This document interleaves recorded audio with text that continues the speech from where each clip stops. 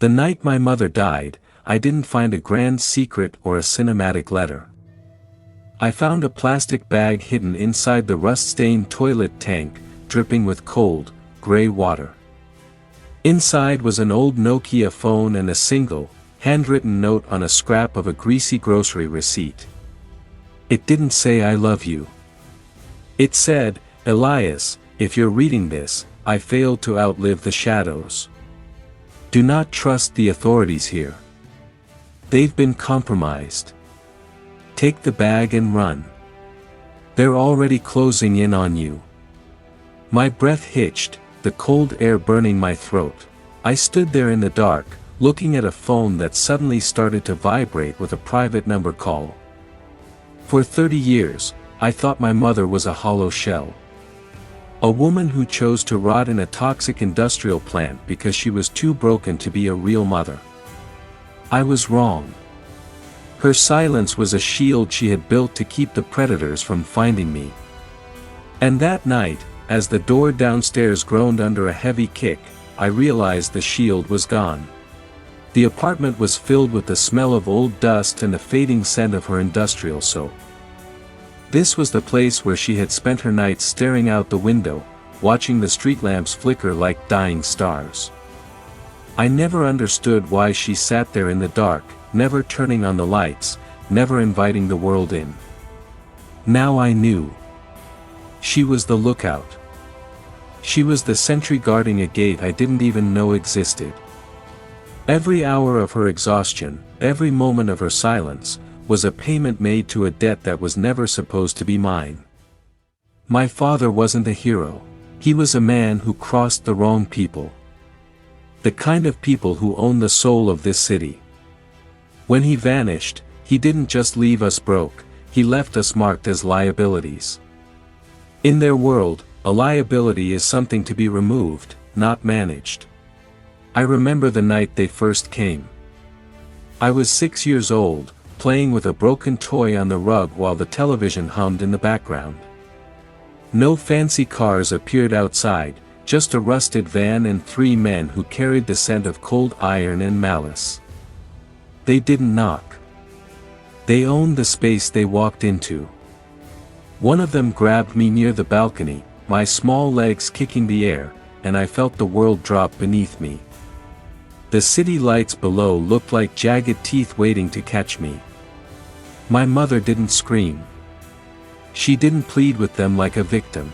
She walked to the kitchen with a steady hand, held up a bottle of cleaning liquid, and told them she had nothing left to lose, and they would gain nothing from her surrender.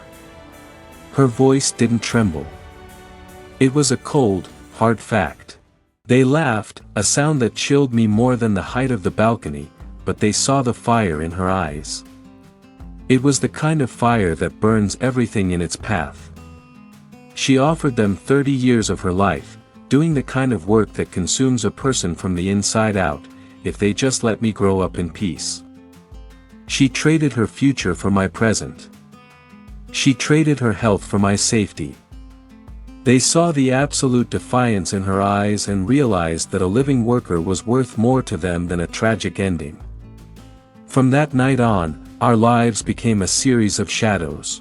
She became a ghost in her own home, and I became the reason for her disappearance into the world of industrial labor.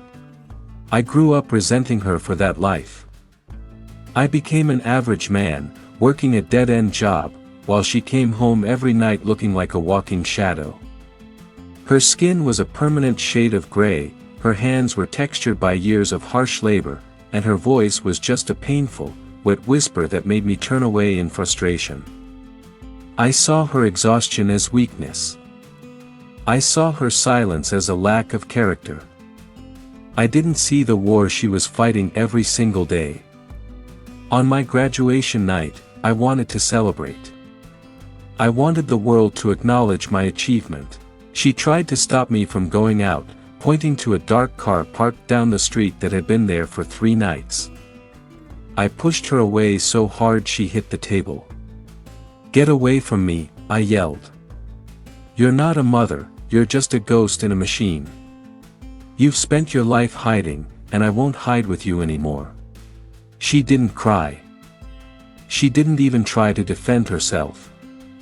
She just leaned against the wall, her chest heaving with a heavy rhythm, and handed me a crumpled envelope. Inside was $5,000, money earned from 30 years of silent suffering and overtime hours in a place that no one else would dare to enter. I took it without a thank you and left her alone in the dark. I didn't see the way she leaned against the door after I left, her strength finally failing her as the weight of my words hit harder than any labor she had ever endured. I didn't know that every dollar in that envelope was a piece of her life she had given up so I wouldn't have to carry the debt my father left behind. I looked at that Nokia phone again tonight. There were draft messages written to my father, messages that were never sent because the man she loved was long gone. July 14th, Elias is 10 today. He thinks I'm cold. I have to be. I have to keep him at a distance so the shadows don't see him through me. Sacrifice isn't about being seen, it's being the shadow that shields the ones you love from harm. If he hates me, he stays safe. If he turns away, he doesn't see the target on my back. I will carry this burden until my lungs stop working, just so he can breathe clean air. Those words were a dagger to my heart. She had spent decades being the villain in my story so that I could be the hero in mine. I drove to the gray Basin Refinery, a rusted complex on the edge of the city where the sky is always the color of bruised metal. The foreman, a man whose face was etched with the fear of 1,000 secrets, saw the phone in my hand and turned pale. His hands shook as he lit a cigarette. She wasn't just working here, Elias, he whispered, looking over his shoulder at the security cameras. Every night for 30 years, she was watching. She saw the faces of the people they tried to erase. She saw the trucks that came in the middle of the night and the things they carried. And she kept a record. She kept the evidence they thought was destroyed in the vats. She was the only one brave enough to remember the names that everyone else was paid to forget. He led me to a small locker in the back of the facility, away from the prying eyes of the night shift. He gave me a small jar. Inside were tokens of those who had vanished, items that shouldn't have existed if the syndicate's plan had worked. There were rings, small coins, and identification tags.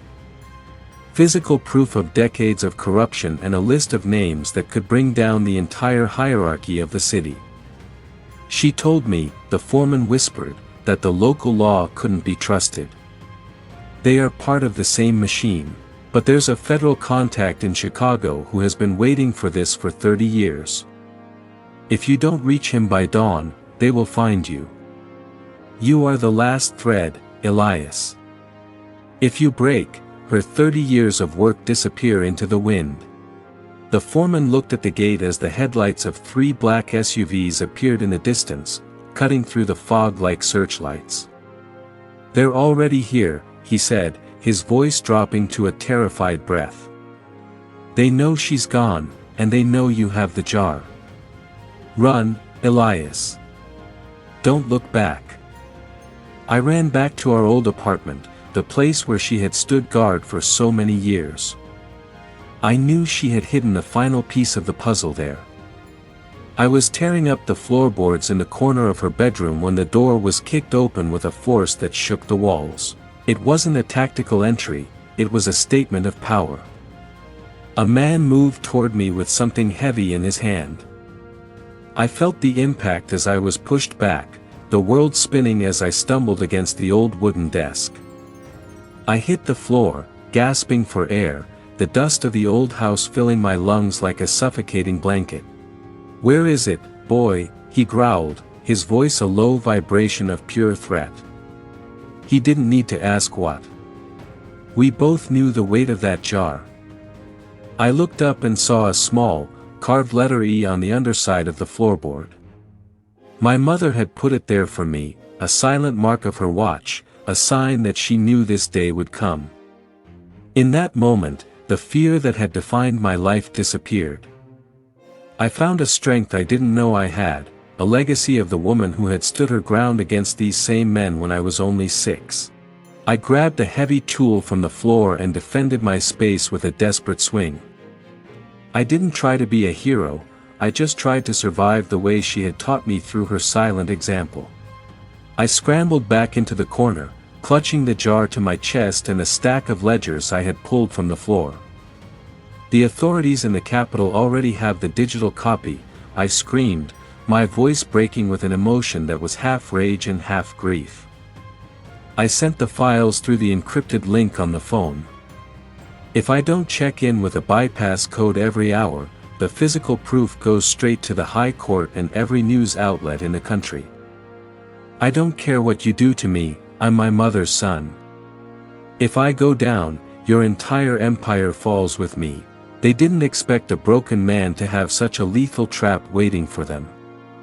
They hesitated, their eyes darting between me and the door, realizing that my mother had planned this move decades before they even knew my name.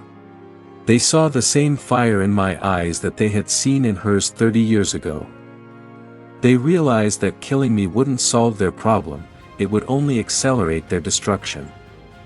They backed out of the room, swearing that they would find another way, but I knew the truth. They were afraid. For the first time in their lives, the shadows were being chased by the light. I sat there in the dark, clutching the jar to my chest, finally understanding the war my mother had been fighting for me. I cried for the years I had wasted hating her. I cried for the things I never said, but most of all, I cried for the woman who had turned her life into a shield so that I could one day stand up and fight. I live in a quiet town now, far away from the city of shadows. I work in a library where the only noise is the turning of pages and the soft hum of the heater. It's peaceful. No more chemicals, no more watching the street lamps, no more fear. I look at my hands every day. They are clean and safe because her hands were tired and scarred. Every book I shelve, every person I help, is a tribute to the future she bought for me with her silence. I realize now that love isn't always a loud declaration. It isn't always a hug or a warm meal. Sometimes, love is the most expensive thing in the world. Sometimes, love is the life you give up so that someone else can have one. Some parents don't say I love you. They just endure the world for you. They allow you to hate them, they allow you to think they're cold and distant, just so you can stay safe and whole. They become the villain in your eyes so you never have to meet the real villains outside your door. My mother didn't give me a perfect childhood, she gave me a future she would never see. She was the architect of my survival, building a fortress out of her own exhaustion. Don't wait for a hidden note or a wet phone to realize who's holding up the world for you. Look at the people with the tired eyes and the silent strength. Because the greatest love isn't the one that's shouted from the rooftops, it's the one that's proven in absolute, sacrificial silence.